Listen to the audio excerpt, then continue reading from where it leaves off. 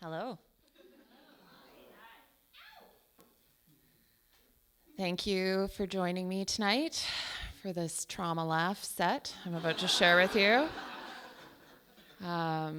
So there's a couple things you guys should know about me. First of all, I'm a vegan. I just want to establish that right away so that you know I stand on a moral high ground and automatically recognize that I'm better than you. Yeah.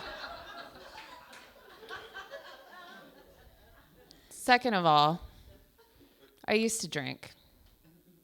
Like a lot. I'm sober now, and I know it's hard to believe that a 37-year-old single woman with a vegan but definitely not gluten-free body type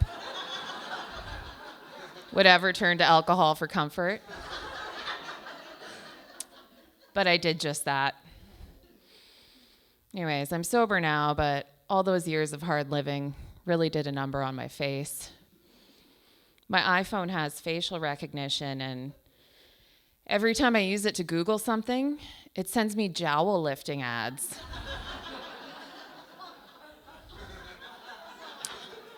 I gotta say, guys, being reminded every night that I could use a Jowl lift is about as uplifting as when one of my married friends says, "It's okay, you'll find someone."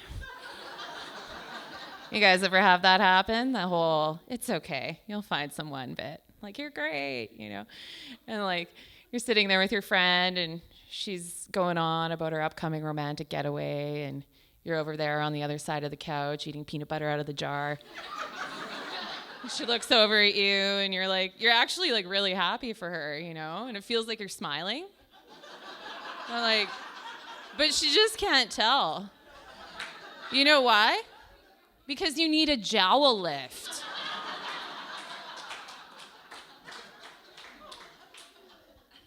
Besides, I don't struggle to find men, even with these things flapping around. Growing up, my two favorite movies were Cinderella and Terminator 2. And I feel like those films really shaped me as a person. Yeah. This year, I got love bombed. And I love being love bombed, guys. That shit's awesome.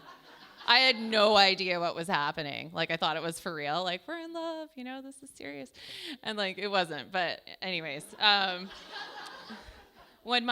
feel like watching Cinderella every night before bed as a little girl just absolutely primed me for this experience.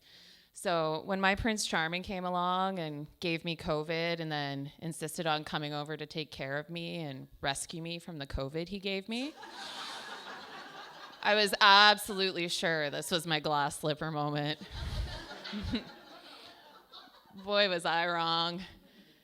It was a great relationship, though, at the start. Like, those first few days were magical. I work as a caregiver, and I was walking down the hall at work. I was taking the garbage to the garbage chute. I had my Crocs on. Like, Hard Knock Life was playing in the background. And then I heard my phone buzz, so I pulled it out, shook my jowls, and it opened. There was a text from a man who was breaking up with me, because apparently I had other guys on the go.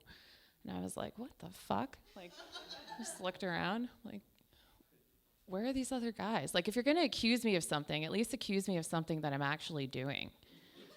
Like, you ate all the all-dressed chips last night, and I don't think I can be with someone like that, you know? I'd be like, of course I ate them, they're vegan, I'm sorry, I love you, you know? Anyways, this became a pattern, and when I figured out what was going on, it was Terminator 2 time. Yeah. My inner Arnold Schwarzenegger showed up, and he was all like, "Come with me if you want to live." Like, sorry, that was a terrible accent. I have no idea how to do that. But so I got in my Crown Vic, and I drove off. You guys know what a Crown Vic is, right? It's like an old cop car. It's like 80 feet long. Yeah, that's my ride. Just a reliable car for a gal in the city. Good on gas, good for the environment. Just like veganism. When I drive this thing around, like, people stare, you know? But I think, like, it suits me, right? Like, I have that kind of haggard, elky vibe, so I can, like, pull it off. You know, I'm like, what are you looking at? And, like, you know, the back doors only open from the outside because it was, for real, a cop car. And this was my dad's car. He passed away this year. And I kept the car because I feel like it's like a big, warm dad hug. And also because I'm like a broke caregiver that lives in Vancouver and I don't have a car, you know? And I feel like he had like a wicked sense of humor. So I feel like this is his way of just like messing with me from the other realm, you know? I feel like probably everything I'm doing in this car, he's just laughing his ass off at, you know? I live in Estrada, and everyone there drives like a Tesla or a BMW or like just like some car that makes some sort of fucking sense, you know? Not old flappy jowls. I come cruising in to the high security lot. Takes me 15 minutes to back into my small car stall. So I don't want to hit any of the actual nice cars, you know? And I have to do a back in. It's always a back in because there's a bungee cord holding the trunk down and holding the car together right now. And I want to blend in a little bit, right? Like, I don't want the neighbors to see, you know? But once I've completed the back in, like, the BMW beside me is like 4 inches away. So I can't actually get out of the car. So I have to, like, roll down the back window on the passenger side. Then I have to crawl through the car, reach my arm out the window, open the door, crawl back through, roll up the window, then crawl back through to exit the vehicle. Then I get out and I'm like, damn it, I forgot to put the club on. So I gotta get back in, put the club on, go back out, lock the door. The family heirloom is secured.